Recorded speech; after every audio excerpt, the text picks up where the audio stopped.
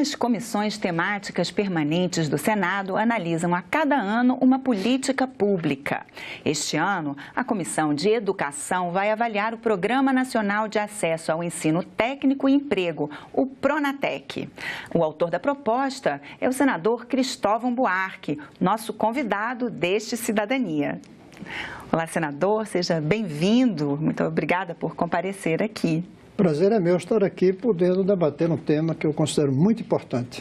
Então, explica pra gente qual a importância, por que avaliar justamente o PRONATEC?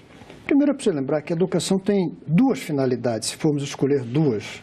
Uma é situar a pessoa, desde criança, no mundo, através de todas as disciplinas, geografia, história, filosofia, matemática, ele se situa. O outro é situá-lo no processo produtivo. Não apenas que ele tenha uma produção com o seu conhecimento, mas que ele tenha um emprego para a sua sobrevivência. O que se percebeu algumas décadas atrás é que a educação normal, formal, ela não trazia esse outro lado, sobretudo em função dos avanços técnicos, novas máquinas, novos produtos, e aí criou-se o ensino técnico, que vem já de algumas boas décadas no Brasil, com as escolas técnicas.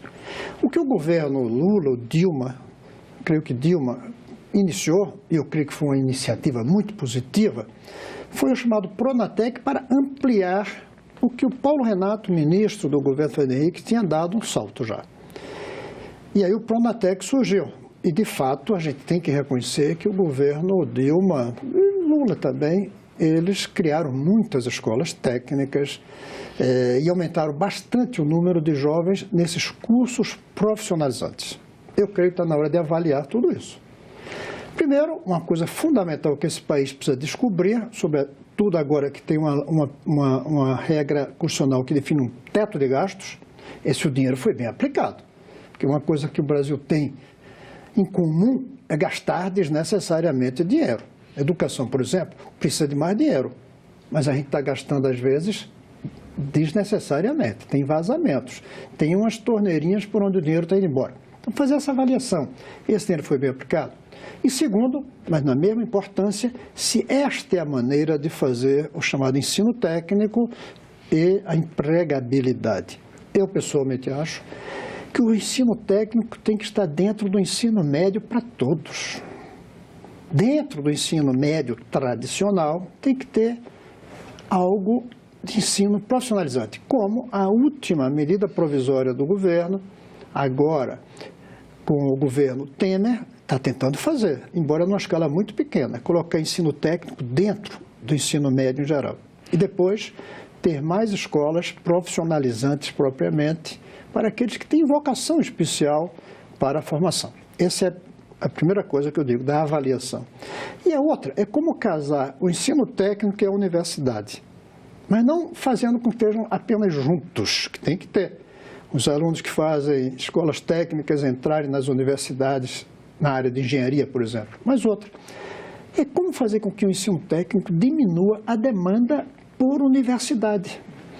Os países que deram salto na educação, muitos jovens não entram na universidade. Eles fazem um bom curso técnico. Às vezes, quer ver um que me surpreendeu na Finlândia? Garçom. Mas eles aprendem idiomas para servir os turistas. Ele aprende como recomendar um bom vinho. Ele sabe a bioquímica da comida, para ver se faz mal ou não ao cliente, se tem diabetes ou não tem. E eles conseguem um salário tal que não precisam entrar na universidade. Ainda a universidade ficaria só para quem quer mesmo seguir uma carreira acadêmica, teórica? Ou uma carreira de nível superior. Aí sim precisa. Uma coisa é um garçom especializado, de qualidade, com bom salário. O outro é um nutricionista que entende realmente da química dos alimentos, dos efeitos dos alimentos. Um é um técnico capaz de inventar novos produtos, inclusive, na área de informática, sobretudo da parte de software. O outro é um engenheiro de computação. Então, a universidade fica para os que desejam, de fato, ter um ensino superior. E aí o ensino superior tem que ser realmente superior, porque no Brasil o nosso ensino superior está ficando subinferior, não está dando o salto que o Brasil e o mundo necessitam para a realidade de hoje. Nossas universidades, elas aumentaram no número, mas elas não aumentaram na qualidade como o mundo de hoje exige. E com relação ao ensino médio, como o senhor falou, né, teve essa proposta, né, que foi aprovada aqui pela Câmara, pelo Senado, da reforma do ensino médio. Então, está sendo implementada, acho que a partir já do ano que vem, a ideia é que os estudantes já possam escolher ao final do curso, se eles quiserem essa opção já pelo ensino profissionalizante. Como é que isso se encaixa, como isso casa com as outras escolas técnicas? Isso eu chamo essa reforma de uma reforminha, mas que eu apoiei, porque foi uma reforminha, não é a reforma que eu desejo, mas foi no bom caminho. Duas coisas são importantes aí, três, na verdade. Uma, já tem ensino profissionalizante dentro do ensino médio, sem necessidade de escolas especiais apenas, sem ser apenas em escolas especiais. O outro é escola sem horário integral, que ainda é muito pouquinho que eles colocaram, mas já vai aumentar. E aí, com a escola em horário integral, dá tempo de você formar o aluno. E terceiro, é permitir que o aluno escolha a disciplina que quer fazer, que foi muito criticado na época. Eu não entendo como pessoas que se consideram progressistas, de esquerda, ficaram contra deixar ao aluno a opção qual disciplina quer fazer. Isso é libertário, isso está em Paulo Freire, isso está em todos os modernos pedagogos. Não tem mais, a própria palavra já mostra que não é boa. A imposição de disciplina, lembra?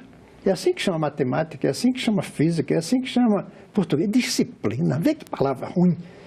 A educação, sob disciplina, embora a educação precise de disciplina, a escola está um caos no Brasil. Mas chamar de disciplina uma matéria, um tema, mostra o equívoco de obrigar as crianças a seguirem as disciplinas todas do currículo. A reforminha, ela permite que os alunos escolham, claro, algum tem um núcleo central, que todo mundo tem que aprender um pouco, senão não consegue viver no mundo. Mas a partir daí tem uma certa liberdade. Com isso vai ter tempo para o profissionalizante. Mas e dentro, essa parte profissionalizante, dentro da escola, se um ano e meio é suficiente para o aluno realmente aprender uma profissão? Para ser um profissional, de fato, não. Ele vai ter que continuar. Mas a gente pode formar, por exemplo, fotografia. Não tem um aluno que não queira aprender fotografia. Poucos, todos querem. E isso qual é a vantagem? Traz uma motivação a mais para a escola. O aluno sabe, hoje eu vou ter aula de fotografia, eu garanto como eles, gastronomia, garanto como eles vão gostar. Então não dá para ser ainda o técnico, mas já dá para saber noções daquela profissão, já dá para ser um estagiário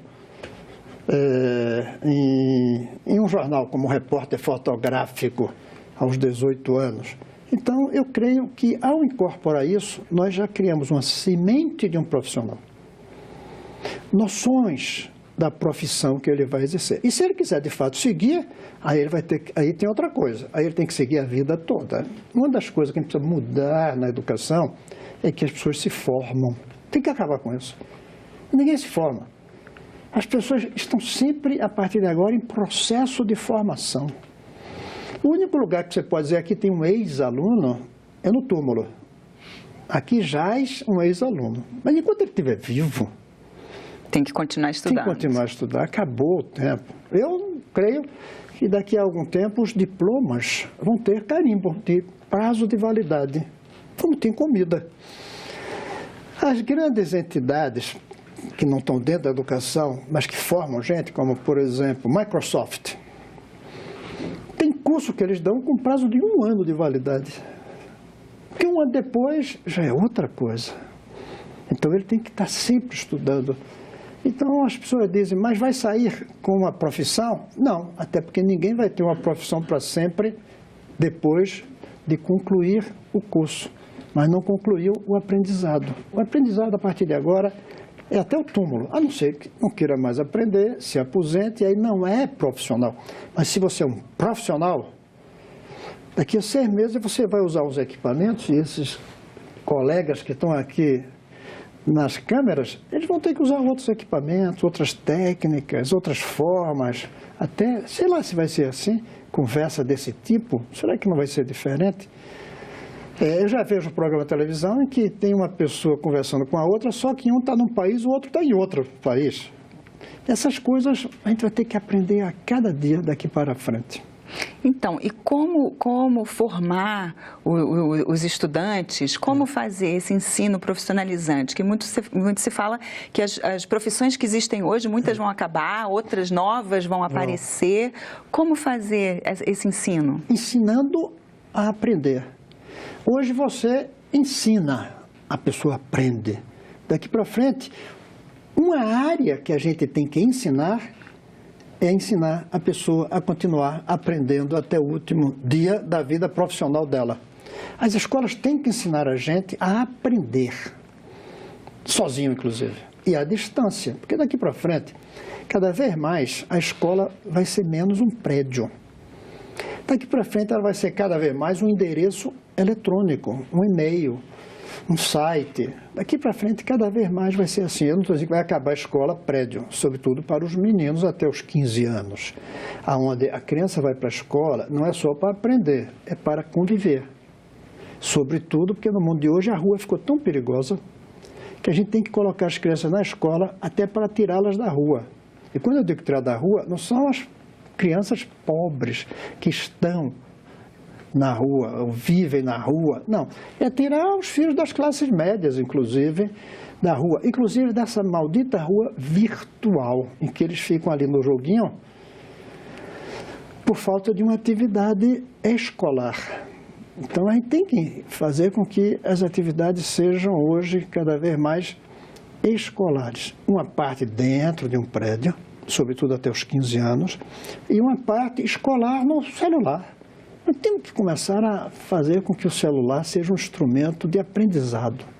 Esse é um desafio que eu não vejo muitos pedagogos, alguns eu conheço, por livros que estão fazendo. Como o celular, que é um fascínio para todos nós. Em vez de ficar só no e-mail batendo papo, a gente está aprendendo coisas. E não é difícil fazer isso, vai ser fácil. Transformar o celular no quadro negro do futuro. Até porque quadro negro a gente já devia ter aposentado. Quadro negro é a carruagem da educação. Só que nós já inventamos os automóveis e até as naves espaciais da educação e continuamos ainda usando carruagem. Por isso que as crianças hoje reagem à escola. O quadro negro é uma coisa que não tem nada a ver com a cabeça e o coração de uma criança de hoje. E a gente continua insistindo, como colocar você e eu para andar de carruagem de uma cidade para outra. Não dá mais para ir de uma cidade para outra de carruagem. Não dá para ensinar uma criança, motivá-la, entusiasmá-la com quadro negro. Ninguém consegue se acostumar de novo com esse ritmo mais lento, né? O tempo que ia demorar para uma carruagem chegar. Ninguém se acostuma com o ritmo, nem com o desconforto da carruagem. Mesma coisa na escola. É o ritmo da dinâmica pedagógica e é também a beleza. Você, quando vai ensinar astronomia no quadro negro, você faz um pontinho de giz e diz, isso aqui é o Sol. Faz outro pontinho de giz, aqui é o Sol, é a Terra. Aí faz uma roda, em vez de fazer o elipse, e diz, isso aqui é a órbita da Terra. A criança hoje está vendo isso ao vivo, tem telescópio lá de cima que mostra aí, naves espaciais chegando em Saturno. Como é que a criança vai aguentar isso? Hoje elas veem isso ao vivo, em movimento. Quadro negro não dá movimento. Não tem jeito de você fazer com que o quadro negro entre em movimento. Então, as crianças hoje se acostumaram a cor, movimento, e em breve não vão se acostumar mais com as lousas inteligentes de hoje, porque vão querer em 3 dimensões. Hoje ainda são 2 dimensões apenas. Vai querer em 3 dimensões para que elas até que mergulhem naquele mundo que ela está aprendendo. Então, e será que está faltando, então, capacitar os jovens profissionais para justamente serem técnicos para fornecer essas ferramentas de aprendizado? Absolutamente faltando, totalmente faltando. E aí a culpa é de muita gente. A culpa Eu creio que é de todos nós, brasileiros, que ainda não descobrimos a importância da educação na qualidade e ainda não discutimos a vergonha da educação ser desigual. O Brasil hoje vive uma vergonha parecida com o tempo da escravidão. O tempo da escravidão dizia-se: negro é para trabalhar como escravo e branco é para viver flanando. Hoje a gente diz: pobre é para ter uma escola ruim e rico é para ter uma escola boa. Tem que acabar com isso. A escola tem que ser igual para todo mundo na qualidade. Embora no conteúdo, cada uma deve ter liberdade. Então é todos. A população brasileira ainda não se indignou com a desigualdade na educação e nem com o nosso atraso na educação. Mas segundo, mesmo as escolas dos ricos ainda também não... A escola dos ricos, sabe por quê também? Porque como a escola dos pobres é muito ruim, os ricos aqui estão protegidos, não tem disputa. Você veja que na Copa no futebol não acontece isso. Você já viu rico na seleção brasileira de futebol? Eu não conheço. Por quê? Porque a bola é redonda para todos. E como a maioria é de pobres, na hora do talento surgem mais os pobres jogando com as pernas. Perna de rico não joga futebol pior do que perna de pobre. Mas a bola é redonda e o número de pobres é maior. Também negros. Nunca ia falar em cota para brancos na seleção brasileira de futebol. E também por outra razão. A gente dá tanta importância à seleção brasileira de futebol que a gente quer os melhores. Não importa se é branco, se é preto, se é pobre, se é rico. A gente quer os melhores. Então, a população ainda não percebeu a importância da educação, nem a vergonha da desigualdade. Segundo, os governantes, nós, eu sou parte deles, mesmo na oposição, nos acostumamos a deixar essa coisa fluir, porque os nossos eleitores não votam para quem defende muito a educação. Eles querem outras coisas. E não temos hoje, entre nós, políticos, a cabeça de ver a revolução que o Brasil precisa. Aí vem para o que você falou. E as nossas universidades são culpadas. Elas não estão preparando os licenciados, os pedagogos para o futuro. Ainda é um ensino muito tradicional, ainda há uma resistência às coisas novas. Você talvez não acredite, mas ainda hoje é uma resistência enorme ao ensino à distância. Os pedagogos acham que isso não existe. É mais ou menos como no começo do século XX, tinha gente que não acreditava na arte dramática do cinema. Tinha gente que dizia, ou é teatro ou não é arte. Hoje tem gente que ou é ensino presencial ou não é ensino.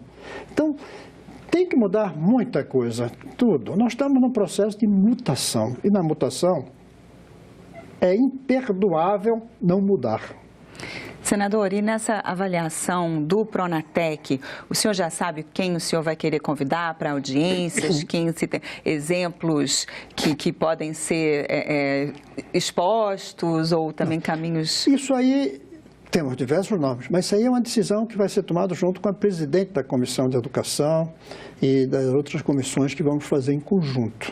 Nós vamos ter que escolher ao longo do tempo quais são essas pessoas.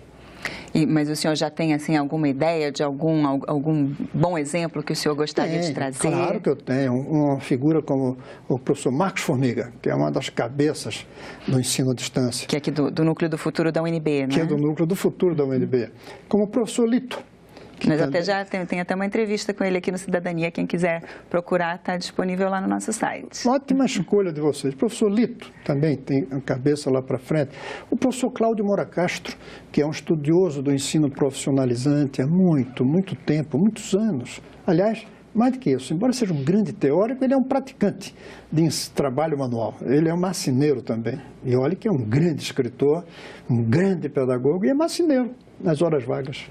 Mas e além de pessoas, assim, pensadores, o senhor pensa em trazer, assim, tem alguma escola que o senhor acha que está seguindo pelo caminho, bom caminho? Tem uma escola que eu gostaria, mas ela é tão diferente que as pessoas vão achar que é difícil de imaginar. É a escola SESC do ensino médio, que fica no Rio de Janeiro, mantida pelo SESC. São 520 alunos, não apenas em horário integral. Eles moram na escola. E os professores também. Tem um belíssimo campus, como se fosse de uma universidade, onde ali estão 520 alunos do Brasil inteiro e professores, bem remunerados professores, mas dedicados ao tempo integral. Os meninos já acordam com atividades pedagógicas, vão dormir com atividades pedagógicas, inclusive esporte, inclusive profissionalizante. Por exemplo, eu citei aqui fotografia. Eles dão uma importância muito grande ao ensino da fotografia e os alunos adoram isso. Eu convivo com essa escola desde quando estava sendo construída fisicamente. Eu fui lá visitar o terreno num dia de chuva, caminhando na lama. E hoje já tem mais de 10 anos e é um grande sucesso. Agora, é um custo impossível de fazer em todo o Brasil. Não precisa morar na escola, não precisa. Precisa ficar na escola, pelo menos 6 horas. Mas nesse caso é uma escola de ensino médio? É uma escola de ensino médio, gratuita totalmente, porque paga pela Confederação Nacional do Comércio, o SESC. Né? Mas é uma escola regular, não é uma escola técnica. É uma escola regular. Técnica. Então aí você tem toda a formação, inclusive profissionalizante. E os alunos saem preparados. O problema é que eles saem tão bem preparados, em geral, que eles vão todos quase para universidades. Que já tem essa cultura, né? Que o caminho a se seguir é esse. Tem essa cultura e tem a desigualdade de salário. No Brasil, você teve um diploma, você já ganha mais do que outro. Eu faço o mesmo trabalho. Isso é uma distorção. Se faz o mesmo trabalho, não tem por que pagar mais a quem tem diploma. A gente paga pelo que você está fazendo, não pelo que você fez no passado. Pelo que você fez no passado, e dá uma medalhinha, dá uma medalha de herói. Mas o salário é pelo que está fazendo. Então, se duas pessoas fazem o mesmo trabalho, tem que ter o mesmo salário. O importante é o trabalho ser bem feito, né? Tem que ser bem feito. No Brasil, se tiver um diploma, ganha mais. Aí eu prefere. Além disso, tem trabalho diferenciado. Você, por exemplo, uma das coisas que eu acho que deve ensinar no curso profissionalizante são técnicas básicas de enfermagem, técnicas básicas de primeiros socorros. Mas é completamente diferente de um enfermeiro profissional, de um médico. E aí as pessoas querem subir, é natural que queiram. Senador, muito obrigada pela sua presença aqui e já fica logo o convite, depois que for feita a avaliação, para o senhor voltar e nos contar o que foi as conclusões. Com o maior prazer. As conclusões eu acho que vão ser muito importantes para definir o rumo futuro, qualquer que venha a ser o próximo governo. Muito obrigada. Essa entrevista com o senador Cristóvão Buarque já está disponível no nosso portal na internet, senado.leg.br/TV. E você, o que achou? Ligue 0800 61 2211 ou então mande um WhatsApp para 61 999 66 1616, dê sua opinião e faça também sua sugestão para o programa Cidadania. Obrigada pela companhia e continue sintonizado na TV Senado.